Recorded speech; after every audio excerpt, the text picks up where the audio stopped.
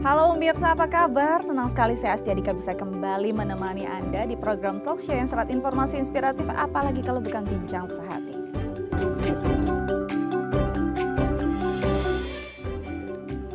Ya pemirsa, bincang sehati, apalagi para kaum perempuan nih ya pemirsa di rumah. Kita pasti paling pusing kalau siklus menstruasi kita tuh terganggu. Apalagi kalau misalnya ini bisa berimpact juga pada masalah-masalah hormonal lainnya. Salah satunya adalah oligomenorea, yaitu kondisi di mana periode menstruasi seorang wanita pada usia subur tidak teratur dan sulit untuk diprediksi. Bahkan sebagian besar juga bisa menimbulkan atau menjadi tanda ada penyakit serius lainnya. Ini nanti akan kita bahas bersama dokter kita hari ini. Tapi sebelum itu saya akan bahas dulu fun fact seputar apa saja yang sebaiknya tidak dilakukan selama haid ya. Satu persatu kita bahas. Yang pertama adalah mengonsumsi makanan asin. Ini paling enak ya, apalagi kalau moodnya lagi nggak oke, kadang-kadang makanan asin tuh bisa jadi booster kita, ciki-ciki sambil nonton gitu ya. Tapi ternyata garam di dalamnya ini bisa menjadi masalah serius juga atau gangguan juga selama kita melalui masa haid ini. Tapi sejauh mana ini bisa berimpact pada kondisi kesehatan kita, nanti kita akan bahas bersama pakarnya.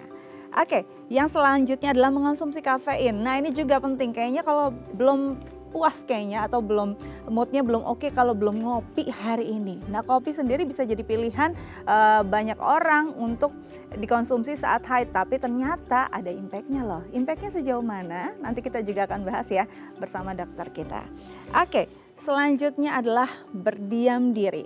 Ketika menstruasi umumnya memang wanita mager ya, ngapa-ngapain gitu ya, malas bergerak, jadinya maunya rebahan aja. Nah, apalagi badan kita juga rasanya tuh banyak banget pegel-pegel atau linu-linu selama kita menstruasi.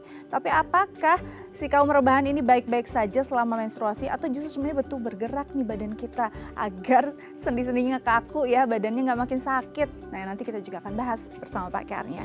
Oke, yang selanjutnya adalah menggunakan pembalut selama 1 hari penuh. Waduh, nggak kebayang sih ya kalau 4 jam aja rasanya kita udah nggak kerasan dengan pembalut yang sama, apalagi 1 harian penuh. Bakterinya pasti berkembang dan pastinya mungkin akan menimbulkan iritasi di area kewanitaan kita. Sejauh mana sih menggunakan pembalut seharian penuh ini bisa berdampak pada kesehatan, apalagi mungkin bisa menimbulkan gangguan kesehatan lainnya ya. Nanti kita akan bahas juga bersama dokter kita. Oke, yang selanjutnya adalah menonton film yang membuat emosi dan jungkir balik. Aduh, ini nggak usah nonton film aja kita udah bisa emosional, bisa ngelihat sesuatu pengennya merah atau rasanya pengen nangis gitu. Apalagi dipancing dengan emosi yang dibuat dalam satu karya film gitu ya.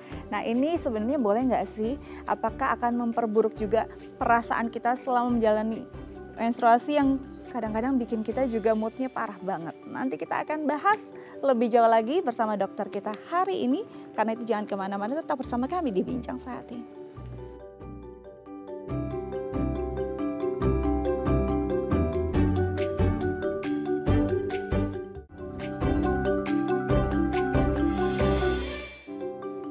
Ya pemirsa, kembali lagi bersama kami di Bincang Sehati. Di segmen sebelumnya saya sudah membahasnya sedikit ya tentang apa saja sih yang sebaiknya tidak dilakukan selama kita haid. Sebenarnya kalau dilakukan gangguannya akan sejauh mana?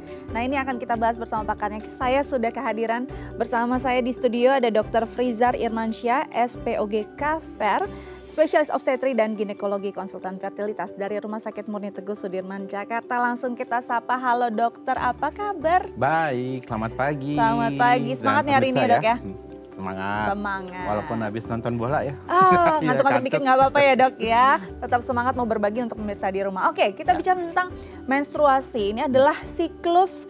Ya kalau nggak datang di nanti-nanti, pas datang aduh rasanya nggak nyaman banget sebenarnya ya. Dan ternyata selama siklus ini datang, selama menstruasinya datang, masa itu juga banyak hal yang mungkin bisa menjadi gangguan kesehatan juga.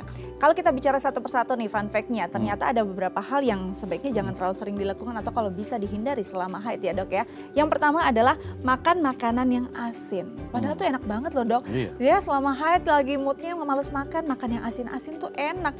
Tapi apa masalahnya kalau ini terlalu sering dilakukan? Sebelum bahas itu, kita ini dulu ya. Apa guna haid untuk seorang wanita? Penting. Jadi harus tahu dulu. Jadi dan itu wanita agak rewel ya.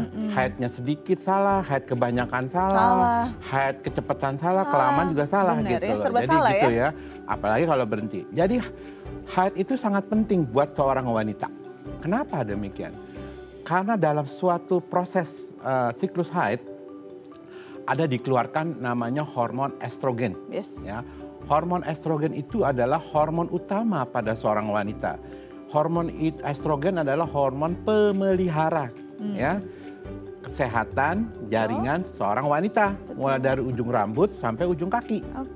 Karena apa? Kalau tidak ada hormon estrogen, contohnya pada ibu-ibu kita yang sudah menopause, coba aja lah tanya anaknya apa suaminya. Belum menopause aja tuh yang namanya klimakterik ya, premenopause, bawelnya minta ampun. Betul. Ya kan? Waduh, tersinggung. saya mulai bawel, jangan-jangan nih. Ya, tersinggung. Belum lagi, ya itu kulitnya jadi keriput. Iya. Nah, seperti itu kan. Belum lagi kalau, mohon maaf, karena hubungan seksan dengan suami, karena udah nggak ada hormon estrogen, jadi cairannya berkurang. Sehingga, waduh, itu nyeri banget. Sehingga harus pakai jelly. Kalau yang mau lebih murah pakai Bimoli katanya. Aduh, jangan yang jelantah aja ya. Jangan ya. Itu hormon estrogen, jadi pemelihara. Ya. Yang kedua adalah untuk menghasilkan telur. Ya. Telur yang kalau dibuahi oleh suaminya akan menjadi bayi. Ya. Dan yang ketiga fungsi siklus haid adalah mempersiapkan organ-organ yang terkait kehamilan untuk menyiapkan kalau terjadinya kehamilan sepertinya selaput lendir rahim, payudara dan lain-lainnya. Ya, jadi harus siap. Nah, tetapi di samping itu harus dipahami juga hormon estrogen itu adalah hormon yang agitatif yang membuat orang menjadi meletup-letup. Ya, makanya coba kalau menjelang haid, Mbak Dika kan wanita nih, pasti jadi sensi, mudah marah, tersinggung segala macam. Itu adalah karena pengaruh hormon estrogen. Bahkan, ini saya cerita nih, real. Ya, pasien saya itu adalah anak SMA. Saya sebut aja lab school karena saya dulu waktu di rumah sakit di situ ya. Betul. Jadi datang pada menjelang haid seorang wanita anak-anak. Ya. Remaja ini ya. Remaja, gila. Gila beneran. Jadi mengalami gangguan kejiwaan gitu dan ya. Dan dia sendiri nggak ada tahu. Kenapa saya? Padahal sebelumnya dia itu anak yang baik, anak yang pintar. Tapi begitu menjelang siklus haid, waduh gila. Semuanya bingung. Kepala sekolahnya, ibunya, gurunya. Nah, dibawalah dengan sama satpam itu. Saya begitu itu langsung saya tahu ini pasti mau menjelang haid. Nah, itu salah satu yang paling ekstrim dari pengaruh hormon estrogen.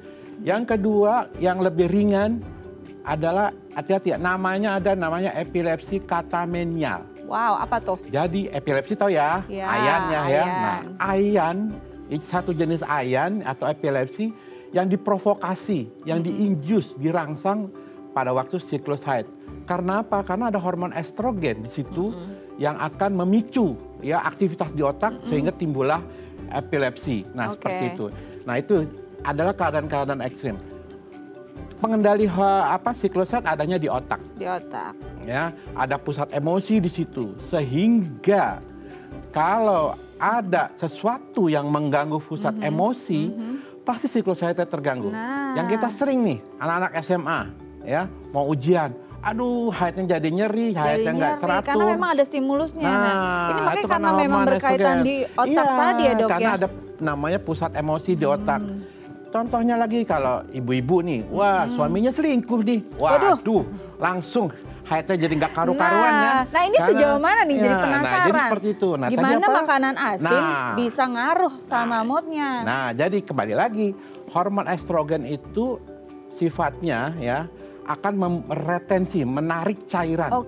Ya, sehingga kalau terlampau banyak ya, dia akan menimbulkan seperti agak pusing, sakit kepala, payudara menjadi tegang, ya, sebah segala macam. Karena cairannya tuh benar-benar naik, seharusnya dibuang, dia tarik. Apalagi kalau seorang wanita itu mengkonsumsi asin. Karena garam tuh mengikat si cairan tadi. Itu ya.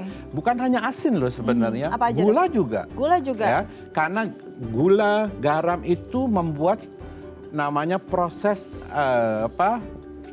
radikal oksidatif stres ya, akan membuat stres sehingga dihasilkan radikal bebas. Radikal bebas ini menimbulkan pengeluaran prostaglandin. Iya. Nah, prostaglandin itu membuat nyeri. Nah, jadi kalau orang-orang yang memang sensitif, jadi hindari.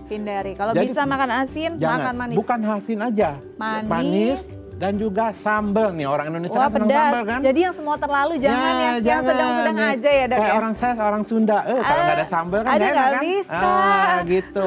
Baik, selanjutnya kita ke kafein. Nah, ini juga sering. Nggak ngopi nggak asik, apalagi kalau dapet nih. Nah, lagi haid sesungguhnya nih Mbak Dika dan para pemirsa, kafein ini bagus.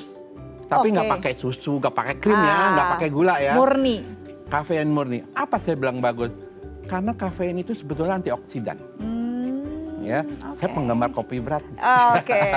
Favorit ya. Jadi kalau nggak minum kopi saya, aduh gimana gitu, ada sesuatu yang kurang. Udah edik sekali ya.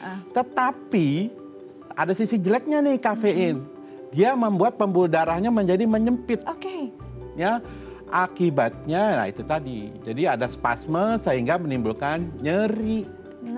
Di rahimnya, otot-otot rahim gitu loh. Padahal kafein kan mood booster kan. Betul. Bagus, jadi sebaiknya gimana? Masih boleh minum atau enggak? Nah, jadi sebaiknya kalau memang ada masalah, hindari.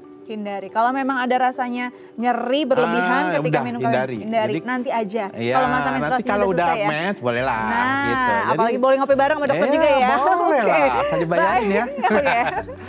Sip, nanti kita belum produser kita ya, Dok ya. Baik, selanjutnya adalah berdiam diri. Nah, mager Dok, sakit pinggang gimana dong? Emang enaknya rebahan, tapi apakah ada impactnya kalau kita rebahan terus selama haid? Ya, jadi begini. Tadi saya sudah bilang ya, estrogen itu hormon agitatif ya. Jadi karena estrogen tinggi itu membuat dia lebih mudah meledak-ledak gitu ya. Nah, oleh karena itu dibutuhkan, ya kalau ada orang normal yang nggak ada masalah, oke-oke aja ya. Tetapi pada orang-orang tertentu yang sensitif, ya, yang punya riwayat-riwayat ada gangguan gitu ya, sebaiknya hindari ya.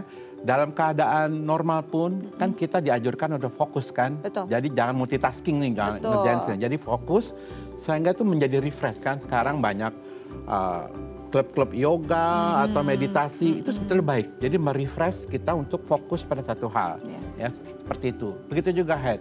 Jadi kita anjurkan pada wanita yang mengalami atau bermasalah dengan siklus haidnya untuk berdiam diri. Dengan berdiam diri kan relaksasi kan. Sehingga tadi yang tadinya otot-otot uterusnya, rahimnya itu berkontraksi menjadi rilis kan. Ya seperti itu. Jadi baik. Sangat jadi dianjurkan. Dianjurkan jadinya sebenarnya boleh. Selama itu nggak diam diri tapi sambil nonton Netflix harian gitu. Jangan ya Dok ya. Yang ada pegel di mana-mana ya. Baik, selanjutnya adalah nah ini nih lumayan parah kalau mau memakai pembalut seharian. Wah, impactnya apa tuh Dok? Nah, ini juga saya sering mengatakan kepada ibu-ibu yang enggak lagi siklus haid juga nih. Apa ya? Mohon maaf namanya pentiliner apa ya kan? Ada orang yang memang kalau pakai itu jadi nyaman kan, jadi cairannya nggak keluar. Iya, jadi kering gitu kering, ya. Di luarnya kering karena dihambat. Tapi di dalamnya serem. Ya banyak sekali. Jadi cairannya nggak keluar, sirkulasinya nggak bagus, akibatnya mudah timbul jamur segala macam. Ya. Jadi itu adalah perilaku yang salah ya. Jadi kalau lagi tidak haid nggak usah pakai pembalut ya. Bahkan mohon maaf nih ya, agak saru kalau orang Jawa bilang ya. Pada pasien-pasien saya yang sering keputihan ya karena mungkin dia gemuk, saya sarankan kalau di rumah tapi nggak usah pakai celana dalam. Biar sirkulasinya bagus. Isis orang Jawa bilang ya. Jadi supaya nggak terganggu sirkulasinya seperti itu ya kan. Sebaiknya kalau lagi tidak haid. Kalau lagi haid kan ya kalau nggak pakai pembalut ya gimana coba. Kan pasti keluar ya kan. Walaupun memang ada beberapa pasien saya yang alergi terhadap pembalut. Jadi hati-hati pemilih pembalut ya. silakan sendirilah pengalamannya. Jadi kalau sudah rasanya penuh, kalau bisa ganti lah ya, Dok ya. Ya jangan malas segala macam. Begitu juga lagi nggak haid juga nih, kadang-kadang karyawan yang di tempatnya mungkin tidak dingin gitu kan, sering basah nih. Ganti. Langsung ganti. Celana dalamnya jangan side B gitu loh. Aduh. Pokoknya penting sekali menjaga area kewanitaan agar bersih ya. Itu bersih. Oke, siap. Harus bersih, itu catatan dari dokter, harus segera dilakukan ya. Baik, yang terakhir adalah menonton film yang membuat emosi meletup-letup, jungkir balik istilahnya, gimana nih, Dok? Nah, jadi tadi aja nggak pakai nonton-nonton gitu ya? aja udah moody kan, jadi lebih tersinggung gitu ya, jadi mudah sekali sensitif. Apalagi nonton-nonton yang membuat dia emosi, ya kan? Ya jadi akan lebih timbul lagi. Kecuali nonton-nontonnya yang happy-happy, nonton BTS gitu ya, kita kan? Dance ya.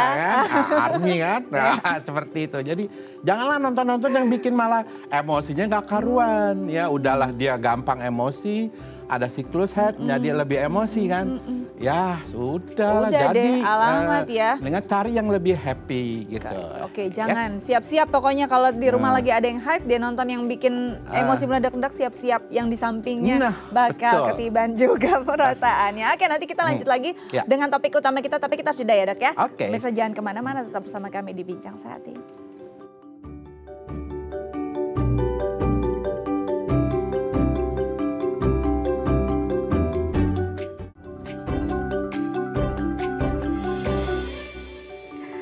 Iya pemirsa, kembali lagi bersama kami di Bincang Sehat. Di segmen sebelumnya kita udah seru banget nih, kita bahas apa saja sebenarnya hal-hal yang mungkin tidak dianjurkan selama haid. Dan kali ini kita akan bahas topik utama kita tentang bagaimana adanya gangguan haid di usia subur. Nah, untuk membahasnya masih bersama dokter kita, Dr. Frizar Irmansyah, SPOG Kafer, spesialis obstetri dan ginekologi, konsultan fertilitas dari Rumah Sakit Murni Teguh Sudirman, Jakarta. Dan bagi pemirsa di rumah yang mungkin punya pertanyaan terkait tema kita hari ini, boleh loh langsung berbincang dan diskusi dengan dokter kita di 0212903244 atau DM ke Instagram kami di @daifamily. Oke, kita lanjut lagi bersama dokter kita, Dok. Kalau kita bicara tadi kan haid ya, ini haid yang masih normal deh, udah rasanya macam-macam. Apalagi kalau terganggu. Kalau kita bicara gangguan yang paling sering adalah siklus. Nah, masih banyak nih yang nggak ngerti juga sebenarnya siklus yang ideal atau yang sehat itu seberapa gitu. Ya, jadi siklus haid yang masih range normal adalah 28 hari plus minus 7 hari. 35 paling jadi lama ya. Jadi 21 sampai 35 hari. Ya kan? Kalau kurang dari 21 hari namanya siklusnya sering. Ya 2 minggu sekali haid, itu namanya polimenore. Jadi sering. Ya. Kalau lebih dari 35 hari ya, jadi setahun cuma 2 kali, 3 kali, itu namanya oligomenore. Jadi haid yang jarang. Itu dari sisi siklusnya. Kalau dari sisi jumlahnya ada yang sedikit, ya kan? Tapi yang sedikit namanya itu hipomenore, ya. Tapi ada juga yang jumlahnya banyak sampai pembalutnya 2 digabung itu ya. Itu namanya hyper. Seperti itu. Jadi, nah itu dari sisi jumlahnya, frekuensinya. Tapi ada juga gangguan haid yang berhubungan dengan misalnya tadi saya bilang, jadi menjelang haid tuh ada perasaan gak karuan, sakit kepala segala macam. Itu namanya premenstrual syndrome. PMS ya. PMS. Itu yang paling sering. Sering dilabeli ya. 90% Sorry, tuh banyak. lagi sensitif PMS. PMS gitu. Ada lagi yang lebih hebat namanya dysphorik. Premenstrual dysphorik itu lebih berat dari PMS. Wah, itu yang mungkin yang saya bilang tadi gila. Mungkin ada gangguan gitu. kejiwaan ke arah sana gitu ya. Itu yang lebih sering. Baik, nah kalau tadi kan memang siklus juga masih banyak orang yang belum aware gitu ya. Kadang-kadang masih hitungnya tanggal. Oh tanggal 3 ketemu tanggal 3, padahal kan sebenarnya enggak gitu ya. Enggak kayak gitu, jadi siklus yang 28 hari plus dan minus. Nah kalau misalkan siklus ini keganggu sedikit aja, apa rasa badan seseorang wanita? Jadi penyebab dari siklusnya itu macam-macam. Ya, jadi tidak berdiri ansih, ya udah siklusnya aja, enggak. Jadi macam-macam. Contohnya nih yang paling sering terjadi. Misalnya pada orang-orang yang tadi mager, makan sering, ya, Makan sering, geraknya jarang. Itu ada yang kita kenal dengan polikistik ovarium. Oke. Ya, jadi haidnya itu terganggu. Jadi karena tidak terjadi ovulasi. Ya, jadi kalau haid itu dihasilkan dua hormon, estrogen dan progesteron. Nah, pada yang PCO ini tidak ada hormon progesteron karena tidak ada ovulasi.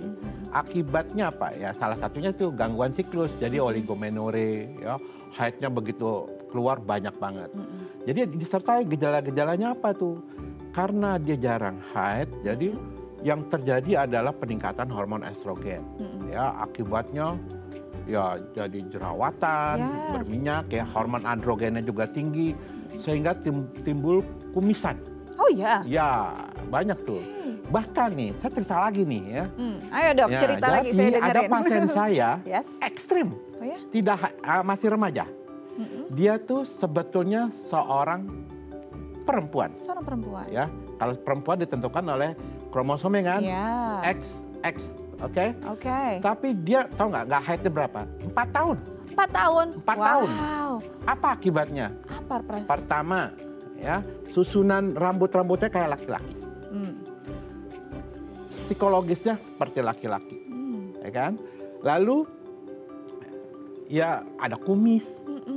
Dan yang lebih parahnya, dia punya pacar yang ya perempuan. Karena dia merasa laki-laki. Ya itu yang paling ekstrim. Ya, itu. Ini karena dia merasa laki-laki atau dengan sendirinya karena hormon laki-lakinya tinggi, jadi dia punya ketertarikan? Iya. Oke. Nah seperti itu, ibunya marah besar. Ibunya anak ya dari keluarga yang muslim yang ini banget. Taat ya. Nangis-nangis sama saya, dokter gimana? Oh gampang sebetulnya. Ya. Jadi memang karena gangguan tadi, karena tidak ovulasi, jadi nggak ada itu, jadi sehingga dia dominan, estrogennya dominan dan androgennya dominan. Jadi kalau yang lucu dia, kalau ke WC, dia ke WC-nya laki-laki. Karena dia nggak rasa nyaman. Ya dengan... gitu loh. Akhirnya saya treatment dengan pil KB yang ya, sehingga teratur, beda banget mukanya. Lalu perilakunya juga. Bisa sampai ke behavior jadi juga iya, ya? itu makanya saya bilang. Jadi perilakunya seperti itu, sehingga dia kembali lagi. Nah itu adalah hal-hal yang ada penyerta karena yang membuat oligomenore. Nah, gitu. Jadi itu dia. ekstrim ya. Itu ekstrim. Nah kalau kita mulai dari dampak yang paling ringan. Kalau siklusnya terganggu atau si oligomenore ini terjadi pada seorang wanita. Apa sih yang bisa dia rasakan sebagai indikator? Kayaknya saya ada gangguan nih. Selain siklusnya jadi memang seperti saya bilang tadi. Jadi ada perasaan badan yang nggak enak. perasaan badan nggak Ya, enak. nggak Berat badan nyaman, naik nggak dok? ya. Hah? Berat badan naik nggak dok? Nah berat badan naik bisa ya karena retensi cairan. Betul. Ya jadi ada perasaan Cairan terikat gitu ya di badan benar kita ya. ya. Kadang-kadang payudaranya sakit. Membengkak ya. juga. Biasa juga bisa kram ya. Jadi begah, sebah gitu, seperti itu. Jadi dan banyak hal-hal lain yang mengikuti karena peningkatan hormon estrogen. Ya jadi sakit kepala segala macam. Seperti itu dan emosinya juga menjadi nggak nyaman seperti itu. Memang itu pengaruh dari peningkatan hormon estrogen karena ya itu tadi siklus haidnya yang panjang dan hati-hati efek lanjutan yang bahaya juga adalah kanker payudara. Nah ini dia impactnya bisa sampai ke penyakit lain berarti. Karena estrogen yang dirangsang terus-menerus payudaranya menjadi yang adanya bibit-bibit kankernya jadi tumbuh dan juga kanker lapisan endometrium. Jadi rahim itu ada lapisan endometriumnya tempat bayi tumbuh situ. Kalau terus dirangsang estrogennya bisa terjadi kanker. Ya itu yang bisa bahaya banget. Ya, jadi seperti itu. Jadi memang harus diatur. Langsung diatur dan langsung ditanggulangi gitu ya. Ya. Oke, dok biasanya di usia berapa sih ini bisa terjadi? Apakah bisa terjadi juga pada menstruasi pertama seorang wanita? Betul. Jadi yang paling terutama yang baru-baru dapat haid ya. Jadi nggak langsung haidnya jadi lancar, enggak. Jadi kayak seorang anak kan ada proses pembelajaran. Betul. Nah, begitu juga siklus haid. Karena ada porosnya kan dari otak ya, lalu di indung telur, lalu rahim ya. Itu ada proses ya sehingga memang pada awal-awal itu pasti berantakan. Tapi itu biasa. Anak-anak kan kalau belajar naik sepeda kan nggak langsung dia ngebut kan, tapi dia ada jatuhnya segala macam. Itu biasa itu proses. Nah, begitu juga mau menjelang akhir dari masa haid masa tadi haid ya. yang kita sebut dengan premenopause. Sama seperti itu. Jadi ada prosesnya. Masa-masa penyambutan ya. Seperti itu. Dan di masa reproduksi. Oke, di masa gitu. subur pun memungkinkan. Iya. Nah, Dok, kalau kita bicara kan lebih baik mencegah ya daripada mengobati sebenarnya. Bisa nggak sih kita cegah dengan pola makan, pola hidup anak yang sudah pritin nih, saya para remaja ini kan sudah mendekati masa pubertasnya gitu. Bisa nggak kita cegah di masa-masa tersebut agar tidak terjadi pada anak tersebut nantinya? Ya, pada prinsipnya sih, pertama ya pola hidup sehat. Pola hidup sehat ya. Artinya ada tidur yang cukup, ya. Ada exercise juga, jangan mager. Jangan mager ya, harus gitu aktif kan. gitu ya. Nah, jadi harus ya ada exercise-nya lah. Lalu ada juga relaksasinya. Jadi kan kasihan tuh anak-anak. Jadi kalau dipacu terus, suruh belajar, kapan dia relaksasinya gitu loh.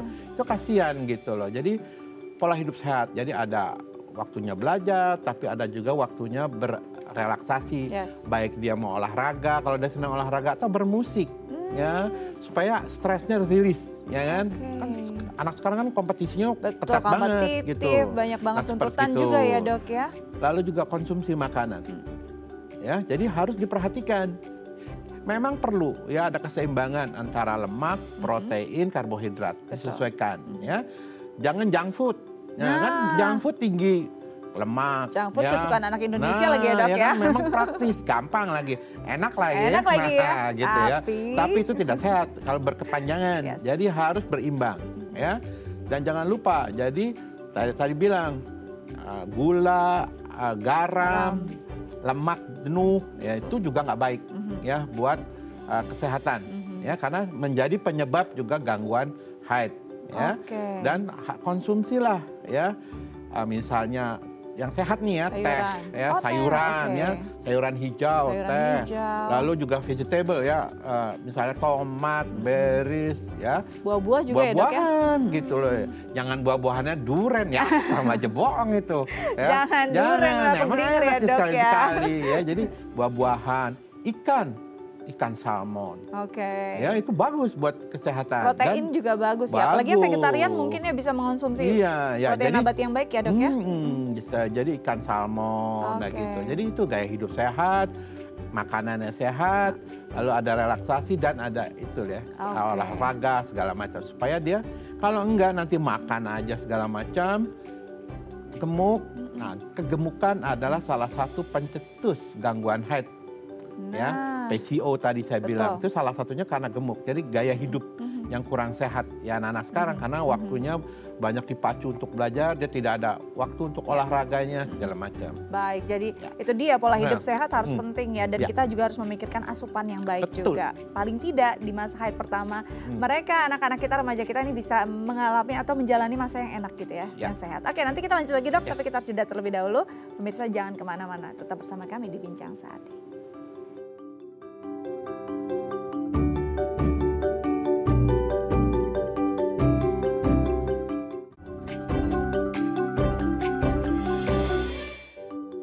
Ya pemirsa, kembali lagi bersama kami di Bincang Sehati, masih bersama dokter kita, Dr. Frizar Irmansyah, SPOGK Ver, spesialis obstetri dan ginekologi, konsultan fertilitas dari Rumah Sakit Murni Teguh Sudirman, Jakarta. Bagi pemirsa di rumah yang mungkin punya pertanyaan terkait tema kita hari ini, bisa menelpon kami di 021 290 32644 atau DM ke Instagram kami di @daifamily. Kita lanjut lagi bersama dokter kita.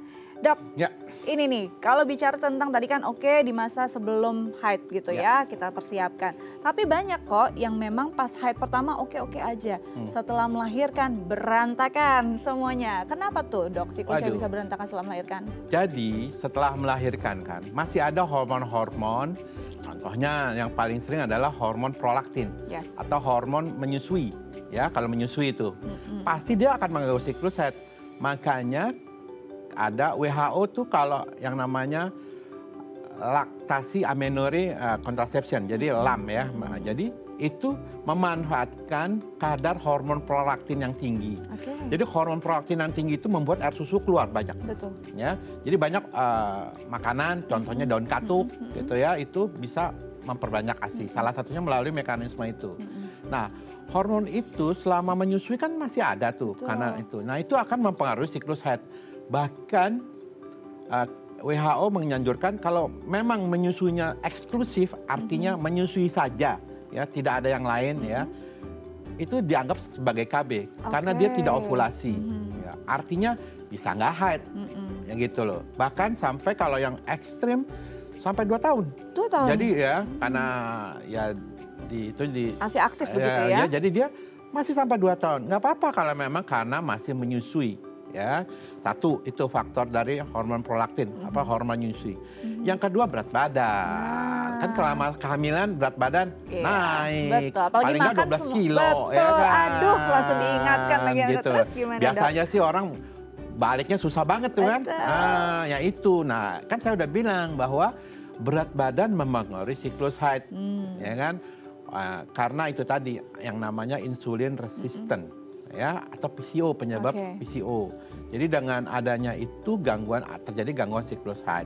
Itu karena berat badan. Karena saya bilang tadi jangan mager supaya berat badannya harus gerak, paling nggak jalan pagi lah ya, Dok ya, 30 menit. Itu. Nah, gimana, Dok kalau akhirnya memang siklusnya sudah berantakan? Ya. Apa yang bisa dilakukan pengobatannya? Pertama kita cari tahu ini kenapa penyebabnya. Kan tadi saya bilang bisa karena berat badan yang gemuk, bisa juga karena dia diabetes. Ya, lagi-lagi pengobatannya bukan langsung obat. Jadi kita harus kontrol dulu, ya. Kontrol apa? Jadi berat badannya harus turunkan menjadi berat badan yang ideal.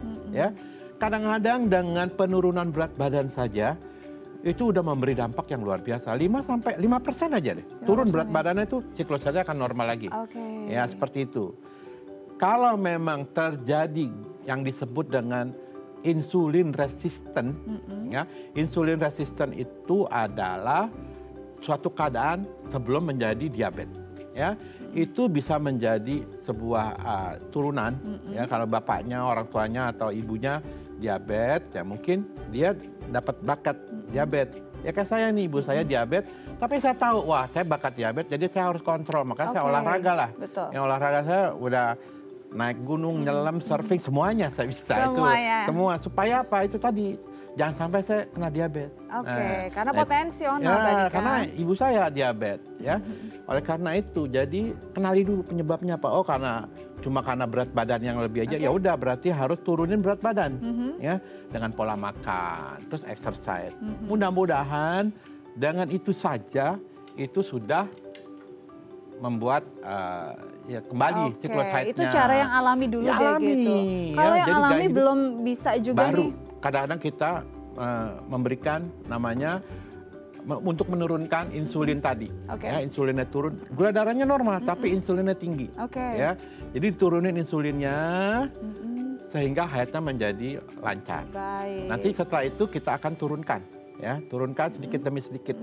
Supaya dia nggak tergantungan. Baik, sebelum kita lanjutkan nih, Dok, pengobatannya pasti masih panjang karena nanti tahapannya beda-beda. Kita sapa dulu pemirsa di rumah yang mau bertanya ya, Dok ya. Halo. Halo, dengan siapa di mana? Dengan Nita di Jambi. Nita di Jambi, silahkan Mbak Nita pertanyaannya. Iya, ini untuk haid yang nggak lancar untuk usia 21 ini 21 gimana tahun ya? Soalnya masih berantakan. Berantakannya boleh dijelaskan apakah siklusnya atau seperti apa? Kalau sebulan tuh kadang sebulan haidnya itu cuma 2 hari, kadang 3 hari udah selesai gitu. Baik, berarti kuantitasnya begitu ya? Iya. Mungkin dokter ada yang mau ditanyakan? Ibu boleh saya sapa dulu ya, Ibu Nita ya di Jambi ya. Anaknya ini berat badannya lebih atau gimana, Bu? Untuk berat badan 55. Tinggi badan? Tinggi badan 165. Cukup bagus ya sebetulnya, Bu ya. Ya, mungkin ada faktor lain, Bu. Misalnya dia stres ya, atau ada keadaan tertentu. Misalnya tadi yang ada bakat diabetes nggak, Bu, di keluarga, Bu? Belum ada sih. Belum ada. Saat ini. Atau belum diperiksa ya. Jadi diperiksa aja dulu, Bu, ya. Diperiksa. Mungkin juga ini lagi umur 21 tuh kuliah apa udah kerja ya, Bu ya? Kerja.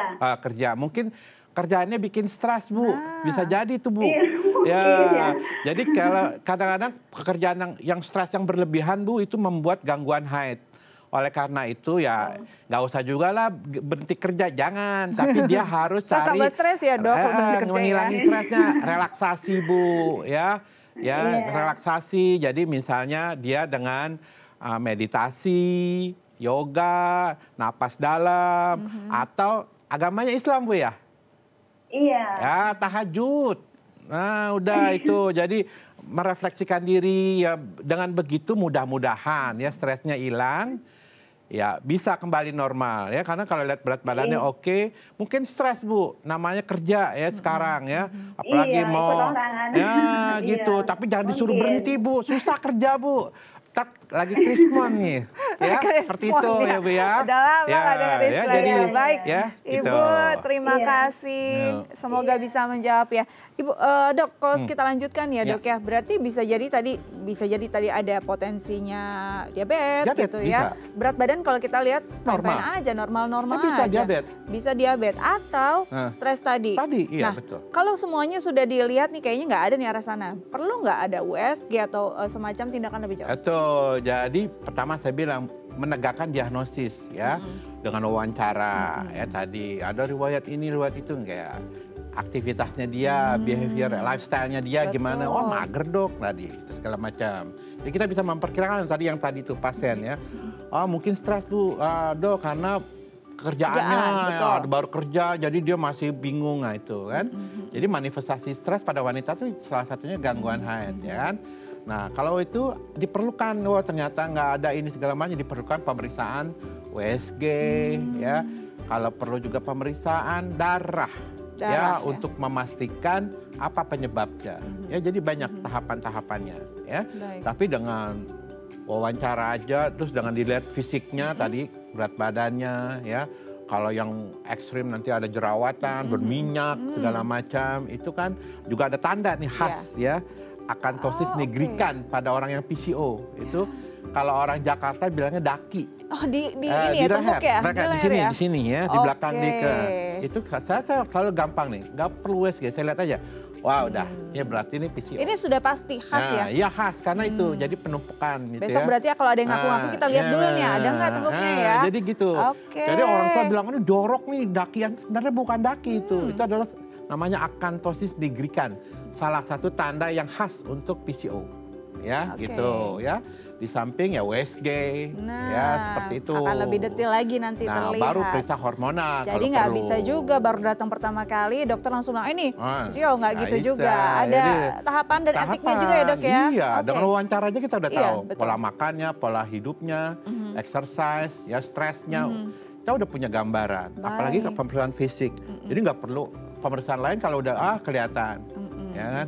Ada jerawat atau segala macam, dan ada gangguan haid. Itu adalah tanda-tanda mayor dari sebuah polikistik ovarium. Baik, mayoritas memang seperti itu dan dicoba dengan hal-hal yang alami dulu. Nah, kalau kita balik tadi ke pengobatan alami sudah, gerak udah nih Dok, terus makan yang sehat udah, semuanya coba sudah dilakukan secara alami. Nggak beres juga siklusnya. Selanjutnya apa? Paling gampang minum pil KB yang mengandung hormon estrogen progesteron, sehingga hormonnya dikontrol.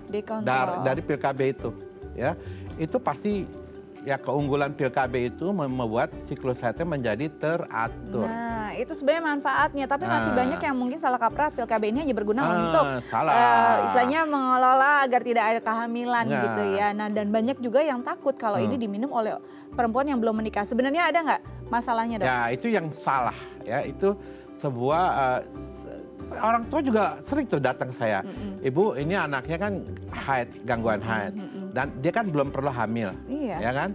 Jadi saya kasih pil KB, oh Dok itu bahaya.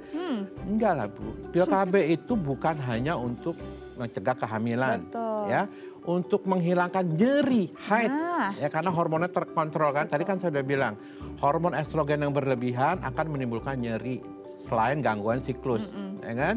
Juga emosi gitu. Jadi karena diberikan pil KB, hormon estrogennya tuh stabil, ditekan kan, jadi rendah terus ya, sehingga haid yang tadinya nyeri hilang, lalu haid yang tadinya banyak hilang, dan keluhan-keluhan lain hilang, gitu loh ya. Sampai kapan? Sampai kita bisa mengontrol berat badannya, gaya hidupnya seperti itu. ya pil KB itu oke-oke aja. Jadi aman-aman aja. yang paling gampang kan, paling gampang dan relatif murah lah ya. Betul. Ya, kadang-kadang untuk ngobatin jerawat dokter kulit memakai pil KB kalau itu karena gangguan itu hormonal tadi. Baik. Jadi ini memang penting nih, ini wawasan yang baru yang memang harus mungkin digarisbawahi juga ya, agar tidak ada kekhawatiran juga dari para parents di rumah. Mungkin kalau remajanya tiba-tiba kok ada gangguan lalu diberikan pil KB, nggak apa-apa juga. Selama berkonsultasi dengan dokter yang tepat. Oke, nanti kita lanjut lagi dok ya. Tapi kita harus jeda terlebih dahulu. Pemirsa jangan kemana-mana, tetap bersama kami di Bincang Sehat.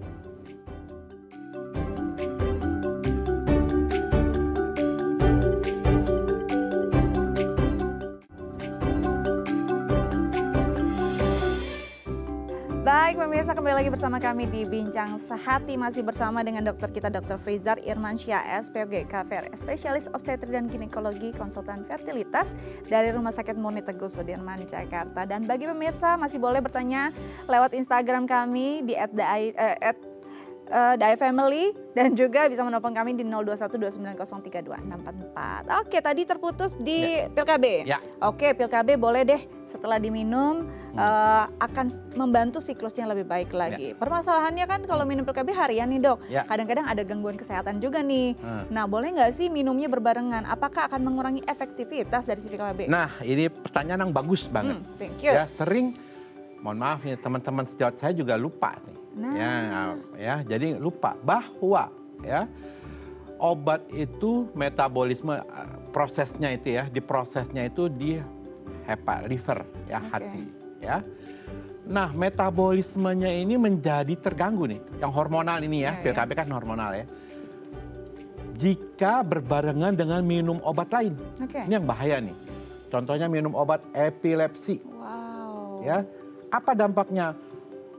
Pil KB-nya nggak berefek, obat epilepsinya nggak berefek juga. Ya kan dua-duanya nih bisa hamil terus bisa kejang-kejang lagi. Kejang-kejang lah ya, aduh bahaya banget ya. Tuh, jadi harus dibikin jauh. Ya, dibikin jauh, buka boleh. Berapa jam dong ya, jedanya? paling nggak 4 jam lah. 4 jam, ya kan metabolisme obat. Ya. Kemudian obat TBC ya? TBC. Ya, itu juga ya rifampicin segala macam itu sangat. Jadi dia berkompetisi ya nantinya. Nah, itu nggak boleh penggunaan enzimnya itu ya. Nggak boleh ya. Kalau enggak nantinya TB-nya nggak sembuh-sembuh. Tetap hamil TB-nya misalnya seperti itu. Yang berikutnya antibiotik. Amoxicillin kan sering kan kita memberikan amoxicillin kan segala macam. Itu nggak boleh. Ya, karena hanya amoxicillin atau udah turunannya kan ada yang lebih paten dari itu. Ya, pokoknya golongan penicillin itu nggak boleh. Ada lagi golongan misalnya itu obat jamur. Nah, itu juga nggak boleh. Jadi hati-hati ya kalau lagi minum obat hormonal. Kalau minum obat-obat tadi yang saya sebutkan tuh harus dikasih jeda. Supaya metabolisme tidak terganggu sehingga dua-duanya berefek gitu loh. Selain tidak berefek dua-duanya ini kayak war ya di dalam tubuh. Kita memberikan ruang kompetitif pada obat-obatan tersebut ya dok ya. Nah, apakah nanti ada impact juga pada penyakit lanjutannya? Mungkin karena sering nih mengonsumsi dan kita nggak tahu nih dok ke depannya. Pil KB? Iya, pil KB dicampur dengan obat-obatan yang dilarang tadi. Ya itu tadi, paling ya efeknya ya nggak ada efek. Ya, efek obatnya jadi berkurang ya sehingga nggak bermanfaat gitu loh. Jadi ngapain kita minum obat tapi nggak bermanfaat kan? Nanti kalau minum pil KB tetap hamil kan buat apa gitu loh, segala macam. Ya. Jadi kayak cemilan aja ya dok kalau kayak gitu ya juga ya, mendingan gorengan ya. Oke. Nah dok, setelah tadi kan memang dengan pil KB bisa menjadi satu jawaban lah, satu solusi. Selain itu karena memang sudah tidak bisa lagi pil KB, siklus saya masih aja berantakan nih dok. Kelanjutannya apa tuh dok? Apakah memang ada tanda penyakit serius dari itu? Bisa aja, misalnya nih ya. Yang paling, ya, walaupun jarang, tapi bisa aja ada tumor. Tumor ovarium ya, yang menghasilkan hormon estrogen. Ya kalau masih ada tumornya harus diangkat dong. Apapun ya dok ya. Lalu ada tumor dari kelenjar adrenal, ya, menghasilkan hormon androgen. Nah ya, ada juga tumor otak, yang tadi saya bilang menghasilkan hormon prolaktin. Ya. Akibatnya ya itu tadi sakit kepala terus ya, nggak mengenal tangga. Wah, kalau mengenal tangga mah berarti gajinya nggak diberi, kurang. Yang dipertanyakan ya, aduh. Ya, jadi tumor otak karena ada menghasilkan hormon prolaktin ya, seperti orang menyusui. sehingga haidnya menjadi kacau, bahkan nggak haid kalau macam itu. Jadi kita harus curiga seperti itu, ya. Ya ada ya banyaklah kelainan-kelainan reseptor itu yang jarang lagi, tapi kita harus memikirkan itu. Kalau kita berikan obat-obat itu tetap setelah kita stop tetap kembali lagi, ya. Jadi seperti itu. Baik, jadi memang pastinya dengan tenaga profesional kita berdiskusi akan ada tahapan-tahapan yang tepat. Itu nggak bisa begitu saja, apalagi self diagnose tiba-tiba saya PCOS, saya apa gitu, nggak bisa ya dok ya. Jadi nah ini benar-benar harus sesuai. Berarti kalau kita bisa kasih tips untuk pemirsa di rumah, mungkin mama-mama yang lagi mempersiapkan para remajanya yang mungkin akan masuki usia haid, apa yang harus dilakukan, mungkin bisa kita ulang lagi? Ya, jadi gini, haid yang normal itu saat ini, kalau dulu waktu ibu-ibu saya tuh 17-an, ya 17 gitu ya. Kalau sekarang anak saya sendiri umur 8 tahun udah haid. Iya, betul. Ya kan? Kenapa ya? Interaksi dengan, kalau dulu saya TV-nya hitam putih, sekarang warna-warna. Sekarang acaranya macam-macam warna, belum lagi ada YouTube, ada segala macam kan. Itu membuat porosnya tadi lebih cepat dewasa. Akhirnya menjadi lebih cepat, ya. Nah, jadi lebih cepat haidnya. Kenapa saya kemarin demikian? Karena jangan sampai ya anak udah usia 16 tahun, payudaranya udah tumbuh, tapi nggak haid. Hati-hati, jangan-jangan tidak ada vagina. Aduh, seram itu kayak bakal kita bahas nanti di episode selanjutnya. Jadi ya. hati-hati kenali. Tapi jangan juga terlalu cepat, 2 tahun, nggak boleh juga. Karena begitu hormon estrogennya ada, tulangnya ketutup, kontet. Itu nanti kita ketemu lagi, kita bahas ya dok ya.